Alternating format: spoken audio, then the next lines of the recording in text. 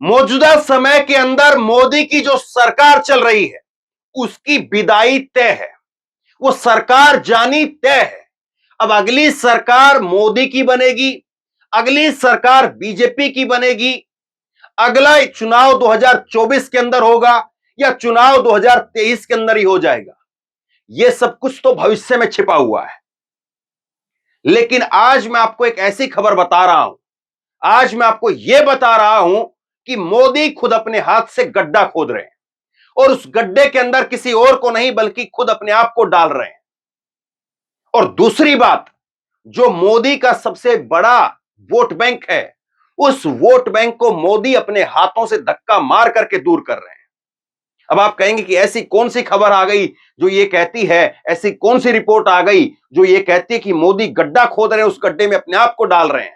ऐसी कौन सी रिपोर्ट आ गई जिसमें मोदी कह रहे हैं कि वो धक्का लगा रहे हैं, अपने ही वोट बैंक को दूर देकर, धक्का देकर के दूर भगा रहे हैं। ये नारा आपको याद है, बहुत हुआ नारी पर वार, अब की बार मोदी सरकार।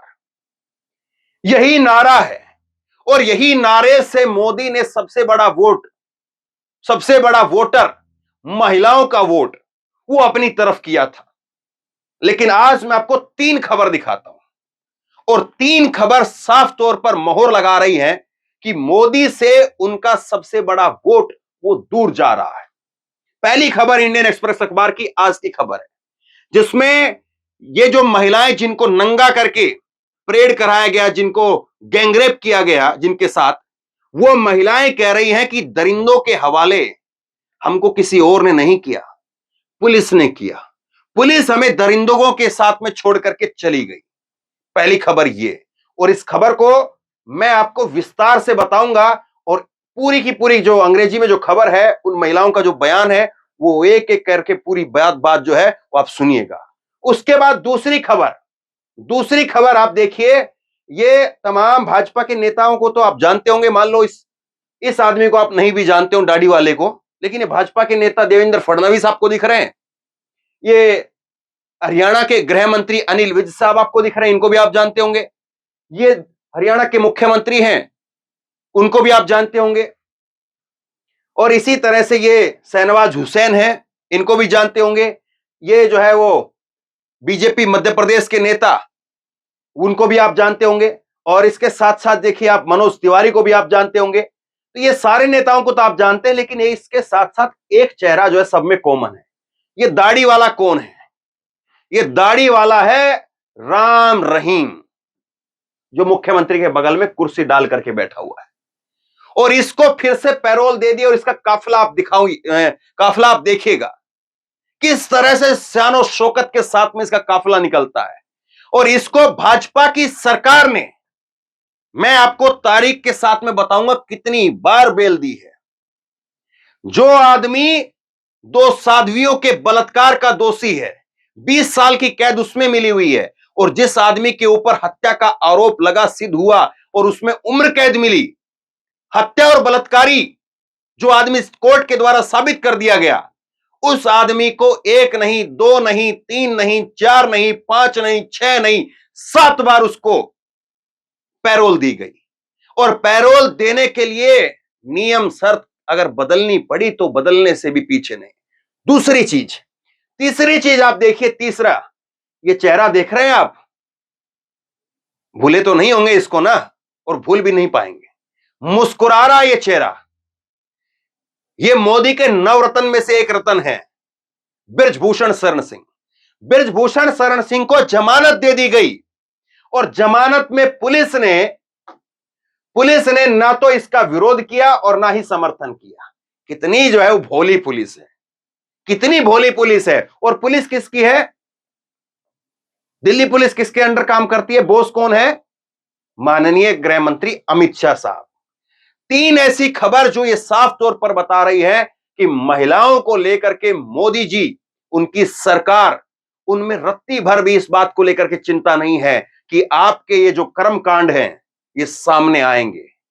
आप भले ही आज जो है वो ये हंस रहा हो, ये फोटो जो है वो अखबार में छपी है, जो ताजा फोटो, इसमें ये हंस रहा है, डिटेल में मैं आपको आगे खबर बताऊंगा, लेकिन इसका खामियाजा जरूर भुगतना पड़ेगा। इसका खामियाजा जरूर भुगतना पड़ेगा। और आपको मैं अब एक एक करके डिटेल में खबर दिखाता हूं। यह खबर इंडियन एक्सप्रेस अखबार की खबर है और इसमें जो है जिन लड़कियों को नंगा किया गया वो लड़कियां बताती हैं कि पुलिस ने हमें छोड़ दिया, उस भीड़ के हवाले करके छोड़ दिया और पुलिस हमें जो है उन आदमियों के हवाले जो है छोड़ करके चली गई। क्या कहती है इसमें ये महिलाएं, क्या बताया इन्होंने, जरा सुनिए। इसमें ये बताती है कि भीड़ हमला करती है, महिलाओं ने बताया कि भीड़ हमला करती है, गैंगरेप करती है। विरोध करने पर भीड़ ने महिलाओं के भाई और पिता की हत्या कर दी है। वहां से किसी तरह से छूट करके पुलिस के पास में जाना चाहती थी। चलते चलते सड़क के ऊपर पुलिस की गाड़ी मिली, पुलिस की गाड़ी में उन्हें थाने ले जाया जा रहा था। इसी बीच में भीड़ फिर से पुलिस की गाड़ी पर हमला कर देती है और पुलिस उनको गाड़ी से उतार करके उन दरिंदगों के हवाले, भीड़ के हवाले कर देती है। इन महिलाओं को पहले नंगा करके परेड कराई गई, फिर इसके पिता के सामने और भाई के सामने गैंगरेप किया गया और जब पिता और भाई ने इसका विरोध किया तो उनको वहीं पर मार दिया गया और फिर उनको छोड़ करके दरिंदे मौज मस्ती कर करके, अपनी दरिंदगी कर करके, जो इनके जी में आया वो करके फिर ये छोड़ करके निकल गए वहां से। फिर उसके बाद में ये महिलाएं जैसे तैसे पुलिस के पास जाना चाहती थी, सड़क के द्वारा जा रही थी, गाड़ी मिलती है, गाड़ी में बैठ करके इनको थाने ले जाया जा रहा था, लेकिन आगे फिर भीड़ मिलती है और भीड़ जो है वो कहती कि इनको हमारे पास छोड़ दो। जैसे फिल्मों में आप देखते हैं, पुलिस जो है उतार करके इनको हवाले कर देती है। ये छपा है। जिस महिला का गैंगरेप किया गया है उसने इंडियन एक्सप्रेस अखबार को बताया कि उन दरिंदों के साथ में जब हमारे गांव के ऊपर हमला कर रहे थे, जो वो दरिंदे पुलिस इसमें देखिए, इंडियन एक्सप्रेस अखबार को बताया कि पुलिस उन दरिंदों के साथ में जब हमारे गांव पर हमला कर रहे थे, पुलिस के एक तरह से तमाशबीन बनी हुई थी। मतलब पुलिस वहां पर मौजूद थी जब वो दरिंदे उनके गांव पर हमला कर रहे थे और पुलिस बिल्कुल तमाशबीन बनी हुई थी। पुलिस हमारे घर से हमको लेकर के कुछ दूर ले जाकर के हमको सड़क पर छोड़ दिया और यहां पर ये दरिंदे मौजूद थे। पुलिस ने उन दरिंदों को सौंप दिया हमें। कुल 3 महिलाएं थी, एक महिला 21 साल की, एक महिला 50 साल की। 21 साल की महिला के साथ में उसके पिता और भाई भी मौजूद थे। दंगाइयों ने पिता और भाई की मार दिया और महिलाओं के साथ गैंगरेप करके उनको वहीं छोड़ दिया। महिला का बयान है कि भीड़ में से कुछ लोगों को वो पहचान सकती है। अब देखिए ये जो मणिपुर की जो खबर है, मणिपुर की खबर है, वो उनको लगता है कि साहब ये टीवी से उतर जाएगी, हम कुछ इवेंट करेंगे तो लोगों के जहन से भी गायब हो जाएगी। लेकिन ये खबर साफ तौर पर बता रही है और अब जो है वो दौर ही बदल चुका है। अब तो सोशल मीडिया का दौर है। अब लोग नहीं देख रहे हैं आपका टीवी, आपका डब्बा जो है वो रखा हुआ है, कोई नहीं देख रहा है उसको। लोग खबर मोबाइल में देख रहे हैं और मोबाइल बता रहा है उनको, सोशल मीडिया बता रही कि सच्चाई क्या है। अब आइए जरा ये साहब के ऊपर, पहले तो मैंने आपको दिखाया मणिपुर में क्या हो रहा है और किस तरह के हालात हैं। चलिए ठीक है, आप मणिपुर के हालात को अगर एक बार के लिए मान भी ले कि आप काबू नहीं कर पा रहे हैं और कुछ परिस्थितियां ऐसी हैं कि आप काबू नहीं कर पा रहे हैं, आपकी मंशा ठीक है लेकिन आप काबू नहीं कर पा रहे, अगर 1 मिनट के लिए इस बात को मान भी ले, वैसे तो हमारे विश्वगुरु प्रधानमंत्री हैं, चौड़ी छाती 56 छाती, ये सारी चीजें बात है, तो कंट्रोल ना कर पाए इसकी तो कोई वजह होनी नहीं चाहिए। लेकिन फिर भी अगर मैं कहें, मान लेते हैं चलिए, तो फिर आप ये बताइए जिस आदमी के ऊपर कोर्ट में आरोप सिद्ध हो चुके हैं, जिस आदमी को इसी की साधियों के बलात्कार का दोषी पाया गया, 20 साल की सजा जो है इसको हुई और उसके साथ साथ पत्रकार जो है वो रामचंद्र छत्रपति, उनकी हत्या का दोषी पाया गया और उसमें उम्र कैद मिली। आपने, हो सकता है कि आपने अपने गांव में या आपने अपने किसी जिले में या कहीं पर सुना हो कि फलाने आदमी को जो है वो फलाने केस के अंदर उम्र कैद हो रखी है। याद करिए थोड़ा सा दिमाग पर जोर दे करके कि आपके गांव में या जिले में या कहीं और जो है वो आपने देखा हो या अखबारों में, किताबों में या फिर टीवी में कहीं पर देखा हो कि उम्र कैद जिसको मिली हुई है और जिसको प्लस में अलग से दूसरे और केसों में 20-20 साल की सजा भी मिली हुई है, उस आदमी को इतनी जल्दी जल्दी 7-7 बार कैसे जमानत मिल रही है? सवाल यह है, क्या आपने देखा है ऐसा कोई आदमी? या इसके ऊपर सरकार का हाथ है, सरकार के ऊपर इसका हाथ है, मंत्री इसके जो है वो हाथ जोड़ करके दरबार में खड़े रहते हैं। ये कैलाश विजयवर्गीय देखिए आप, ये यहां पर जो है शहनवाज हुसैन देखिए, मनोज तिवारी देखिए, हर कहीं पर जो है ये झाड़ू चला रहा है मनोज तिवारी के साथ में। तो हर कहीं जो है ये मुख्यमंत्री के साथ चला करके झाड़ू, इसको तो ब्रांड एम्बेसडर बनाया हुआ था। अब जरा इसका काफिला देखिए, इसका काफिला देखिए, और गगनदीप सिंह के जो है वो सौजन्य से मैं आपको दिखा रहा हूं। इसका एक काफिला आप देखिए, देखिए गाड़ियों का कैसे जो है वो मंत्री, कोई कैबिनेट मंत्री को भी मात दे दे। गाड़ी देखिए टोयोटा की आप, ये प्रधानमंत्री जो है लेवल की गाड़ियां इसके पास में है, जिनमें प्रधानमंत्री चले वो गाड़ियां इसके पास में है, जिसमें मुख्यमंत्री चले वो गाड़ियां इसके पास में है।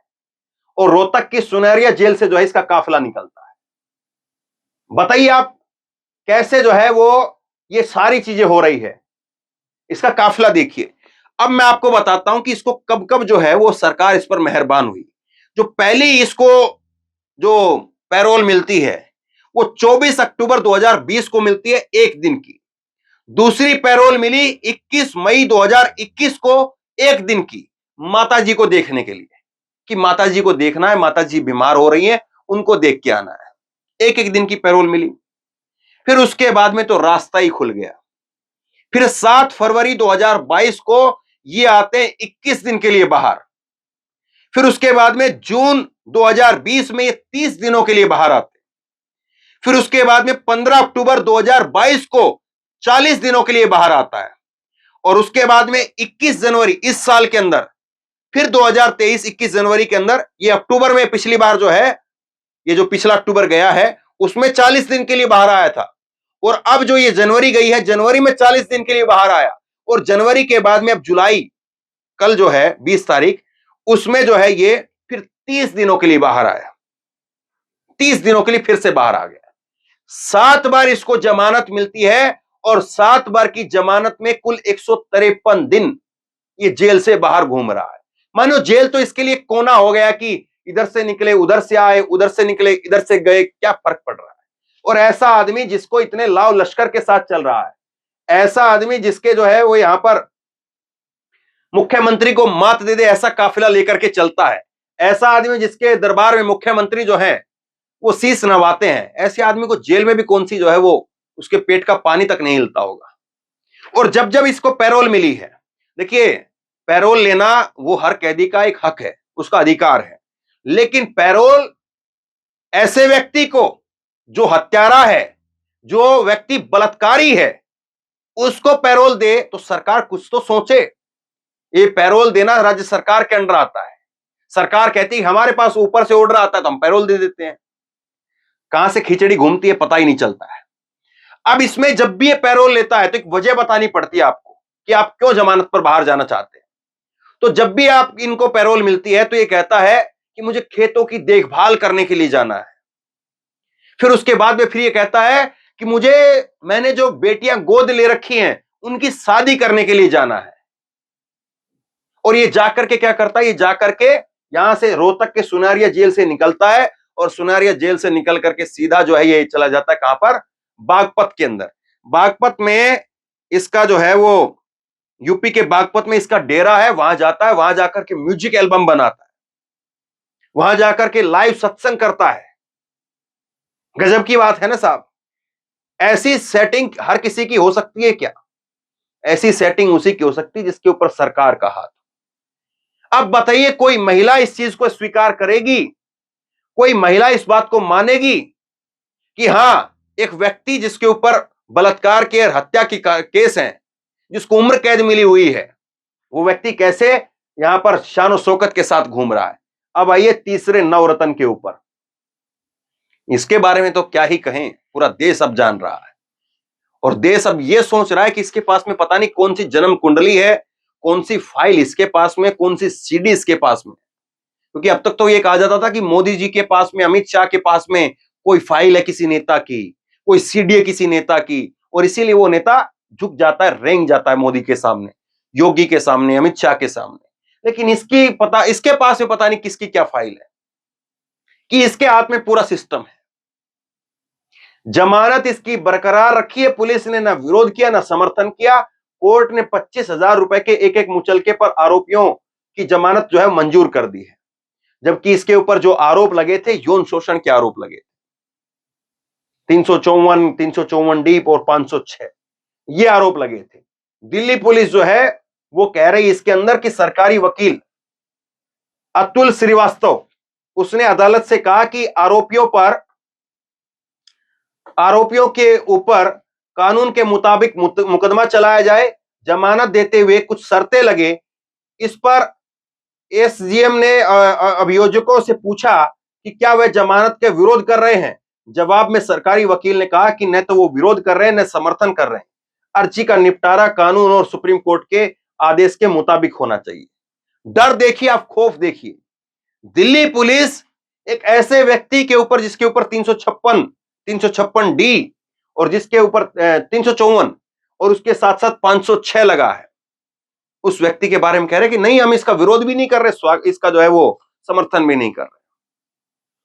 ये सारी चीज बता रही है कि जो मोदी सरकार कहकर के आई थी कि अब की बार मोदी सरकार महिलाओं के मुद्दे पर पूरी तरह से फेल है। महिलाओं का एक बड़ा मुद्दा यह भी है, महंगाई का मुद्दा। महिलाओं के ऊपर ही सबसे ज्यादा चोट पड़ती है, क्योंकि वो महिला जो है वो जैसे तैसे करके अपने घर का खर्चा चलाती है, अपना किचन चलाती है। हम ये बिल्कुल जो है वो नजरअंदाज नहीं कर सकते इस चीजों को। और उसमें उसकी क्या हालत है, उसका रुपया जो है वो कुछ बचा करके अपने लिए पर्सनल सेव कर पाती है। घर में जो पैसा मिलता है उसको रसोई चलाने के लिए, तो उसमें से अपने पास से पैसा लगा करके रसोई चलानी पड़ती है, या रसोई चलाते वक्त कुछ पैसा उसको बच जाता है, वो अपने पास सेव कर लेती है। ये तो पूरा देश जानता है, कहने की आवश्यकता नहीं। अब हो सकता है कि महंगाई के ऊपर फिर भी कोई कॉम्प्रोमाइज कर ले कि अब मोदी जी इसमें क्या करें, फला क्या करें, ढमका क्या करें, लेकिन सुरक्षा के ऊपर मोदी सरकार पूरी तरह से फेल नजर आ रही है। मोदी सरकार जो है सुरक्षा के ऊपर, चाहे वो मणिपुर का डबल इंजन सरकार हो, चाहे वो हरियाणा की डबल इंजन सरकार हो, जहां पर उनकी सरकार और कैसे जो है वो बलात्कारी और हत्यारे वो खुले घूम रहे हैं, और चाहे वो योगी आदित्यनाथ बाबा, और चाहे वहां से खुद जो है मोदी, वहां से गंगा मां के बेटे वो सांसद हैं, लेकिन उसके बावजूद ढाक के 3 पात है। उसके बावजूद आप महिलाओं के मुद्दे पर मोदी सरकार के 10 में से कितने नंबर देंगे, ये तीनों घटनाएं दिखाने के बाद मैं आप पर छोड़ता हूं।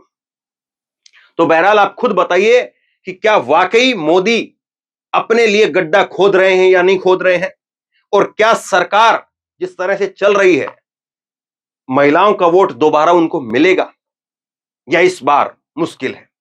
आपकी राय क्या है? 10 में से कितने नंबर मोदी सरकार को महिला के मुद्दे के ऊपर आप देंगे, महिला सुरक्षा के मुद्दे पर आप देंगे? नीचे कमेंट बॉक्स में जरूर बताइए। इस वीडियो को खूब शेयर कीजिए, लोगों तक पहुंचाइए, ताकि लोगों की दिमाग की खिड़की खुले, लोगों में जागरूकता आए।